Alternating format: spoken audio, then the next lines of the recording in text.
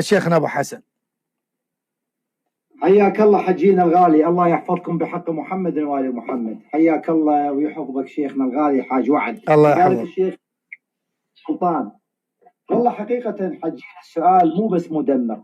إذا أتينا إلى مصدر خير من يطبق القرآن الكريم عندنا كشيعة الرسول عليه أفضل الصلاة والسلام، ولكن نجد عند السنة جملة وتفصيل لا يوجد مطبق لذلك القرآن حتى الرسول. بدليل عندما عمر بن الخطاب عندما قال لرسول الله: أليس قد نهاك الله أو أليس قد نهاك ربك؟ أعوذ بالله. قال للنبي، يقول للنبي.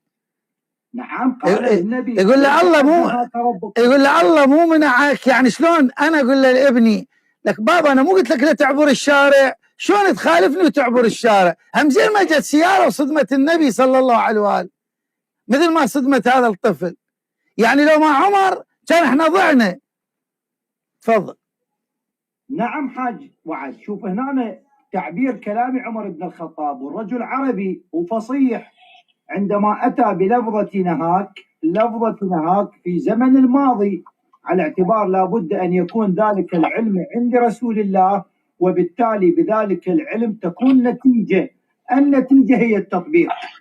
ولكن بمدلول كلام عمر بن الخطاب نجد أن رسول الله لم يطبق القرآن الكريم، بحيث أنه ذكره بذلك النهي المسبق الذي خالفه رسول الله. أبو سلطان، كلام عمر بن الخطاب عندما قال: أليس قد نهاك ربك؟ هذا كلش قوي يا أخي. كلام عمر بن الخطاب عندما قال لرسول الله: أليس قد نهاك ربك، هذه لفظة نهاك بصيغة الماضي. هل رسول الله صلى الله عليه وآله وسلم نسي الحكم الشرعي أم إنه لم يطبق الحكم الشرعي؟ الله أكبر على هذا السؤال. أي والله لله يدرك. تفضل أخونا شيخنا أبو سلطان، أو خلي أوقف قبل الأخ أبو سلطان. أخواني اللي على الدور الآن، القدس، هل أنت من السنة؟ القدس، هل أنت سني أخونا القدس؟ هل أنت شيعي؟ طيب أخونا نلكشري، هل أنت سني؟ هل أنت سني أخونا؟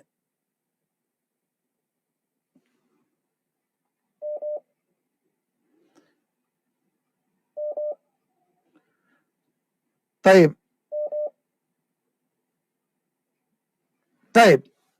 خلي اخذ الاخ ابو سلطان يجيب عن هذا السؤال، لان الاخ ما اعرف عنده مشكله الاخوان. طيب تفضل اخونا ابو سلطان، تفضل جاوب على سؤال مدمر والله اذا انت منصف. شوف ابو سلطان، اذا انت منصف وانت من العلماء، سألك انه عمر بن الخطاب قال للذي يطبق القرآن محمد صلى الله عليه وسلم، قال له: يا محمد أليس الله قد نهاك أن تصلي على المنافقين؟ يعني هذا بالماضي، يعني الله مو منعك، ليش تخالف الله وتصلي؟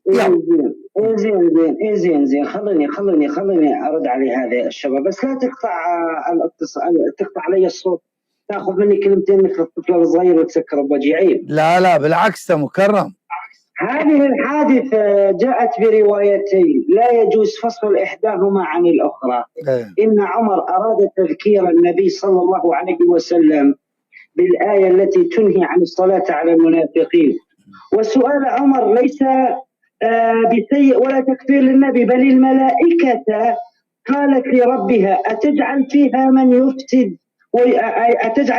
يفسد فيها ويسفك الدماء ونحن نسبح بحمدك ونقدس لك. إذا ضربتم كلام عمر بالنفاق فأنتم تضربون كلام الملائكة بالنفاق، وهي الملائكة تقول لربها: أتجعل فيها من يفسد فيها ويسفك الدماء يا رب. الملائكة مكلفة. هذا كلام مردود عليكم، وهذا كلام مجرد. أبو سلطان حيا الله السيد الحبيب، حياكم الله حجينا. السلام عليكم ورحمة الله. أبو سلطان، هو الشيخ سألك السؤال الآتي: أليس الله قد نهاك، معناه بالماضي. الآن عمر صادق أن النهي وجه إلى النبي ولا لا، ولا عمر كاذب؟ لا، عمر صادق بدليل نزول الآية ولا تصلي على أحد منهم. لا، هاي نزلت بعدين، لا تلعب وياي، هاي نزلت بعدين. الآن السؤال، سؤال الشيخ واضح، يقول لك أليس الله قد نهاك؟ متى الله نهى النبي محمد صلى الله عليه وآله وعمر ذكره بالنبي؟ متى نهاه؟ ولماذا خالف النبي الأمر الإلهي؟ ما يا أخي ذكروا بالآية مجرد تذكير، يقول أوليس الآية ما نازلة، الآية ما نازلة يا ظالم، يا ظالم. الآية لما قال عمر فنزلت موافقة لعمر، يا ظالم يا ظالم. الآية ما كانت نازلة. لما قال عمر أليس الله قد نهاك أن تصلي على المنافقين، نزلت ولا تصلي على أحد منهم ولا تقم على قبره. يا ظالم، ليش ظالم أنت؟ مو أنت عالم؟ أنت تحشر يوم القيامة على منخريك في نار جهنم لأن تعلم العلم وتكتمه. أنت مو إنسان جاهل، ما كانت نازلة. يا أخي اتق الله، أنت عندك متابعين، عندك تحت منبرك يجلسون، اتقوا الله. يعني من أجل عمر تخطئون النبي؟ يا حاج وعد، هناك روايتين، أنتم تجيبون الرواية اللي تناسب هواكم وتتركون الرواية الثانية، وهناك الروايات والتفاسير تفسر بعضها بعضا. أنا أقدر بإمكاني أفتح كتاب الكافي وأطالع الصندوق الأسود وآخذ اللي يعجبني، طلع وأجي أشلف عليكم، سويتها قبل ودلست عليكم وكشفتون، وأنا كذلك الأمر، أنتم تدلسون وأنا ضربتكم وأسقيتكم بنفس الكاس الذي تسقون به أهل السنة. نحن قادرون على أن ندلس كتدليسكم، ولكن نحن أهل السنة والجماعة صادقين بالنقل وصادقين بالإلزامات، وما عندنا احنا بالعكس احنا عندنا الآن الآية الآن يا حبيبنا الموجودة في صحيح البخاري بكل شفافية وصدق، مو مثلكم بالكافي منقات وقات مساوين على أئمة كأنهم إله هو الآن وين الجواب يا أهل السنة؟ يا أهل السنة وين الجواب يا سنة؟ والله لو أنا سني ما أبقى دقيقة، والله اسمعوا إخواني. سؤال الشيخ أبو حسن الله يرضى عليكم إخواني، ما يحتاج له.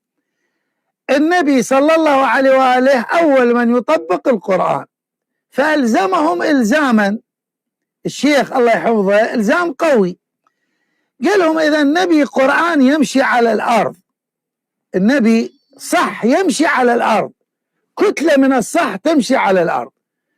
شلون عمر يقول له للنبي يا محمد صلى الله على محمد وآله، الله مش منعك أن تصلي على المنافقين، ليش رجعت تصلي؟ فالله نزل قرآنا يوافق عمر، ومعناه النبي أخطأ، فسأله شلون الذي اعتصم بحبل الله هو مخطئ وعمر هو الصح، فيلزم أن عمر أكثر تمسكا بحبل الله من النبي صلى الله عليه وآله. فسألناه في أي آية متى نهى الله النبي صلى الله عليه وآله وعمر ذكره ونبهه، والحمد لله ما خلاه يعبر الشارع وضرب السيارة، جره سحبه وقال له لا تصلي، الله نهاك، الحمد لله. يعني لو ما عمر ساحب النبي كان النبي وقع بالبير واحنا وقعنا وراء. لله درك يا عمر، سحبتك للنبي أنقذت النبي. الله أكبر. الله لا أنت ما فهمت جوابي. هو النبي صلى الله عليه وسلم رؤوف رحيم، وهو من سماه وأطلق عليه هذا اللقب ألا وهو الرؤوف الرحيم. رؤوف يخالف، قال عن نبيه الرؤوف الرحيم، ولكن عمر شديد غليظ، قال له وهو غيور على الدين لا تصلي عليه أما نهاك الله يا رسول الله. أقف كلام جميل، كلام جميل. اسمع، النبي رؤوف وعمر شديد، هل شدة عمر لله لو للشيطان؟ لله. أحسن. إذا عمر شديد ومال عثمان لما انتصر هذا الدين. اسمع خلاص شوف يشوش والله لكنتم أنتم الآن شوف رجع علينا. سمعتوا إخواني؟ شدة عمر لله، وعمر أشد من النبي في الله. إذن عمر النبي، لأن شدة عمر لله فعمر شديد. عمر شديد. شدة عمر برحمة رسول الله، هذه من رحمة وحكمة الله.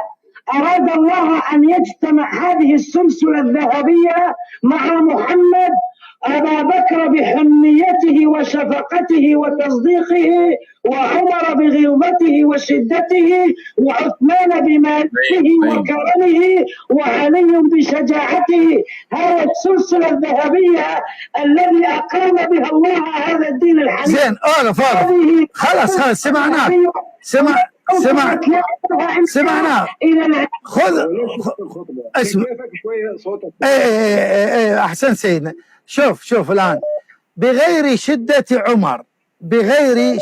عمر في الله، هل النبي ضعيف؟ ليس ضعيف، بل لولا شدة عمر. خلاص الصغير يجاوبني. هذه السلسلة الذهبية متكاملة مع بعض. لحظة. إذن النبي بغير شدة عمر قوي في الله تبارك وتعالى، صح؟ نفس المبدأ. لولا علي في خيبر لما فتحت خيبر. إذا أين شجاعة النبي؟ نفس المبدأ. صح. بنفس الكأس. أقبل وسأجيبك. اسمع. الآن إذن النبي صلى الله عليه وآله قوي في الله تبارك وتعالى في غير شدة عمر. اتفقنا؟ بس قول اتفقنا. قوي شوف قوي إيمان. أعز الله الإسلام بعمر. شوف اللف والدوران. لا حول ولا قوة. والله حط لكم أن تفخروا. والله في صحيح البخاري يقول: والله ما أسلم أحدا جهرا إلا عندما أسلم عمر. أتى إلى قريش ومسكهم وقال لهم: إن كنتم رجالا الحقوني خلف هذا الجبل. هذا هو عمر، هو الوحيد الذي شهر إسلامه. كان علي طفلا صغيرا لا يفقه شيئا، وعمر بن الخطاب يقول لعلي: لا تخشى شيئا يا علي فإن أعز الله الإسلام به. وين الرواية؟ فوق. أولا هاي الرواية إذا أثبتتها بسند صحيح الآن نغلق البث. هذه كلها كاذب. يا رجل أنتم آخر. لا حول ولا قوة. يا أخونا يا عدكم يا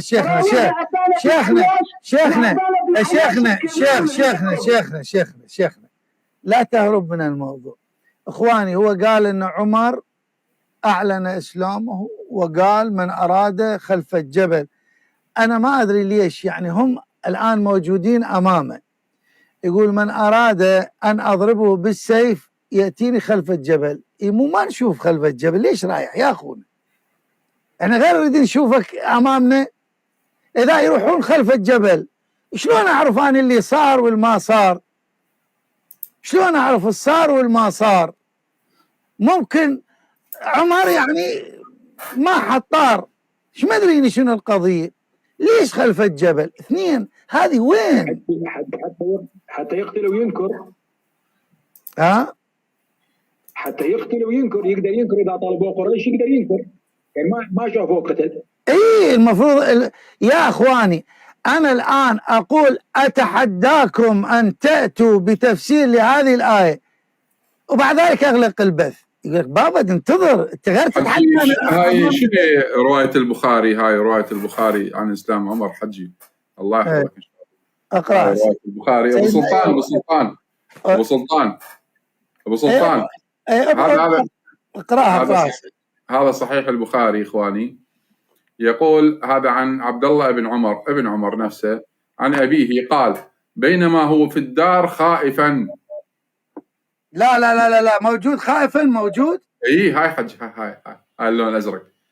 بينما هو في الدار خائفا. هاي وين هي؟ هاي في إسلام عمر بن الخطاب. الباب إخواني، الباب اللي هو فقه الحديث. هذا شوفوا هنا، هذا إسلام عمر بن الخطاب، هذا أمامكم على الشاشة. هذا إسلام عمر بن الخطاب. إيه يا بخاري، شلون أسلم عمر؟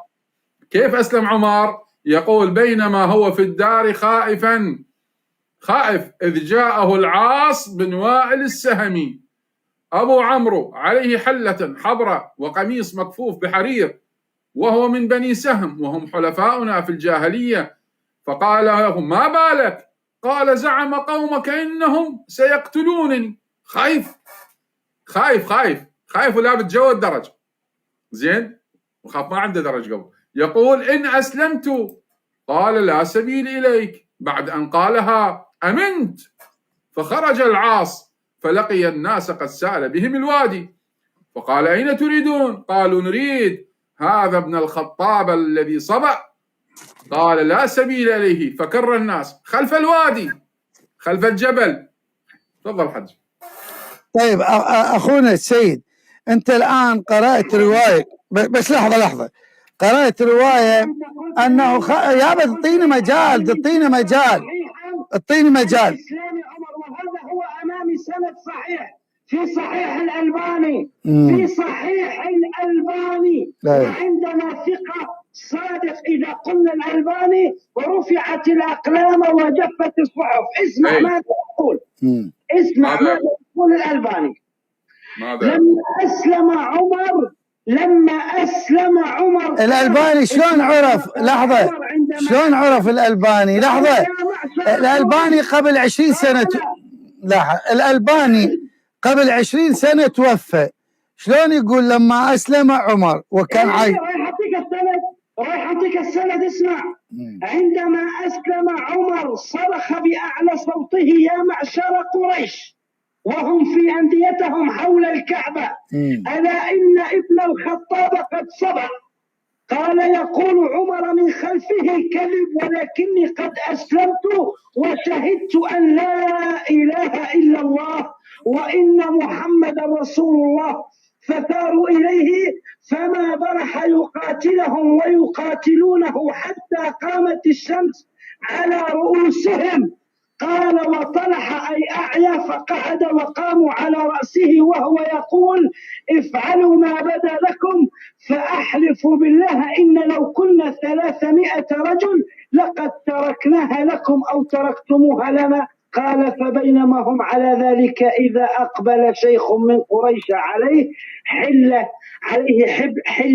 حبر وقميص موشى حتى وقف عليهم فقال ما شأنكم؟ فقالوا صبأ عمر. قال فما رجل اختار لنفسه أمرا فماذا تريدون؟ أترون بني عدي يسلمون لكم صاحبكم هكذا؟ خلوا عن الرجل فوالله لكنكما ثوب كشط عنه. قال فقلت لأبي بعد أن هاجر إلى المدينة يا أبت من الرجل الذي زجر القوم عنك بمكة يوم أسلمت وهم يقاتلونك؟ قال ذاك يا بني العاص بن وائل السهمي.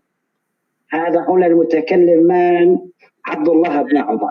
اي شنو معنى هذا؟ من شنو معنى هذا الحديث؟ هذا معناه ان عمر عندما اسلم اتى عند الكعبه في قلب انديه قريش، قال لهم يا معشر قريش انني اشهد ان لا اله الا الله واشهد ان محمدا هذا نفس اصل الحديث مال خاف في الدار.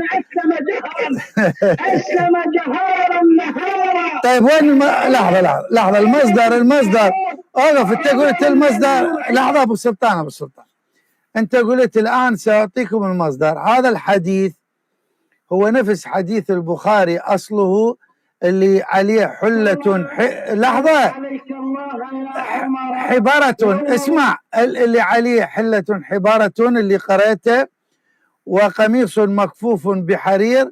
قال اسمع ابو سلطان ويوم مت ويوم تلقى الله حيا. حجي بس خليني اقرا على الحديث. انا اقرا على الحديث ان شاء الله. تمام. انا مطلع لي ابو سلطان تسمع؟ هذا صحيح السيرة محمد ناصر الدين الألباني. اصبر اصبر اصبر اصبر اصبر، هذا الحديث اللي طلعته أنت، الحديث اللي طلعته أنت، هذا الحديث اللي طلعته أنت. بس اسكت اسكت لحظة، اسكت يا بس اسكت هسه عليك السلام يا عمر. وين تسلم على يحيى بن زكريا قاعد؟ اسكت. يقول قال ابن إسحاق وحدثني نافع مولى ابن عمر عن ابن عمر قال لما أسلم عمر قال أي قريش أنقلوا للحديث، فقيل له جميل بن معمر الجمحي فغدا عليه. قال عبد الله وغدوت أتبع أثره، يعني هو عمر سأل من هو أنقل للحديث، قالوا لهذا الجمحي، فراح له وغدوت أتبع أثره يعني شرب وأنظر ماذا يفعل وأنا غلام أعقل كل ما رأيت، حتى جاءه فقال له أعلمت يا جميل إني أسلمت ودخلت في دين محمد صلى الله عليه وآله؟ ما رايح القريش، قال هذا اللي هو ينقل الحديث. قال فوالله ما راجعه حتى قام يجر رداءه، واتبعه عمر واتبعته أنا، حتى إذا قام على باب المسجد من هذا الجمحي صرخ بأعلى صوته يا معشر قريش وهم في أنديتهم حول الكعبة ألا إن ابن الخطاب قد صبأ. صبأ يعني أسلم. قال يقول عمر من خلفه كذب ولكني قد أسلمت وشهدت أن لا إله إلا الله وأن محمد رسول الله، وثاروا إليه فما برح يقاتلهم ويقاتلونه حتى قامت الشمس على رؤوسهم. قال وطلع فقعد وقاموا على رأسه وهو يقول افعلوا ما بدا لكم، فأحلف بالله أن لو قد كنا 300 رجل لقد تركناها لكم أو تركتموها لنا. قال فبينما هم على ذلك إذ أقبل شيخ من قريش عليه حلة حبرة وقميص موشى حتى وقف عليهم فقال ما شأنكم؟ قال صبأ عمر. طيب صبأ عمر. قال فمه رجل اختار لنفسه أمرا فماذا تريدون؟ أترون بني عدي يسلمون لكم صاحبكم هذا؟ خلوا عن الرجل. قال فوالله لكأنما كانوا ثوبا كشط عنه. قال فقلت لأبي بعد أن هاجر إلى المدينة يا أبتي من الرجل الذي زجر القوم عنك بمكة يوم أسلمت؟ قال ذلك العاص بن وائل السهمي. طيب العاص بن وائل السهمي في البخاري في صحيح البخاري يا أخوان خلاف هذه القصة، ما أنه جاء العمر وكلم قريش، لا هذه يعني أنت الآن هذا من السيرة النبوية عند الألباني. طيب السيرة النبوية عند الألباني، ولكن في صحيح البخاري هذه قصة العاص بن وائل السهمي أمامك. وين لقاه؟ بأي مكان؟ هنا أخواني يقول وعن ابن عمر. يعني سيدنا قبل أن تقرأ خلي صورته قبل أن تقرأ إذا أقول لك سيد خلي صورتك. معناه أخواني الحديث، شوف هؤلاء اللي والله يكذبون عليكم، شوف ماذا فعلوا. الحديث في البخاري بينما عمر في البيت خائف في البيت عمر، فلما كتب السيرة شراح قطع هاي مال خائفا في البيت ولصقه ويا تكملة أخرى. يكذبون عليكم حتى لا يبين في السيرة الحديث الذي أصله أن عمر خائف هو في البخاري، قطع البخاري من أجل عمر. لاحظتم الدجل إخواني يا أهل السنة؟ بالله عليكم أهذه كتبكم يا أهل السنة؟ إلى متى يبقى هذا الشيخ وهذه الكتب تخدعكم يا أهل السنة؟ تفضل سيدنا. نعم الآن إخوان نفس القصة وين؟ بالبخاري. هل ذهب إلى قريش وقاتلهم وقاتلوه بعد ذلك جاء العاص بن وائل السهمي وتكلم معهم؟ لا، هذا نفس الراوي ابن عمر عن أبيه، أبوه المتكلم يقول بينما هو في الدار خائفا، جالس في الدار، يعني عندنا بالمثل يعني لابد بالدار، لابد بالبيت، إذ جاءه العاص بن وائل السهمي أبو عمرو، نفس الكلام، عليه حلة حبرة وقميص مكفوف بحرير، وهو من بني سهم وهم حلفاءنا في الجاهلية، فقال ما بالك؟ قال زعم قومك إنهم سيقتلونني إن أسلمت. كلها قطع هذا الألباني. نعم. قال لا سبيل إليك بعد أن قالها أمنت، كان خائف لما قال لا سبيل إليك، ما حد يوصلك. مزورون والله العظيم، مزورون يا أخواني، يشهد الله ويعلم. فتح الباب العاص بن وائل السهمي وطلع، شاف الناس، سأل بهم الوادي. شنو سأل بهم الناس؟ ما يقول الرجال أخواني، لو قال الرجال لعلمنا أنه رجال مسلحين، لكن الناس يعني زعاطيط ونسوان ورجل، كل واحد كذا طابوقه واحد. سيدنا قبل أن أستمع للأخ عباس الفاضل، خلينا نستمع للأستاذ عمار. خلينا نشوف الأستاذ عمار ما هو حبل الله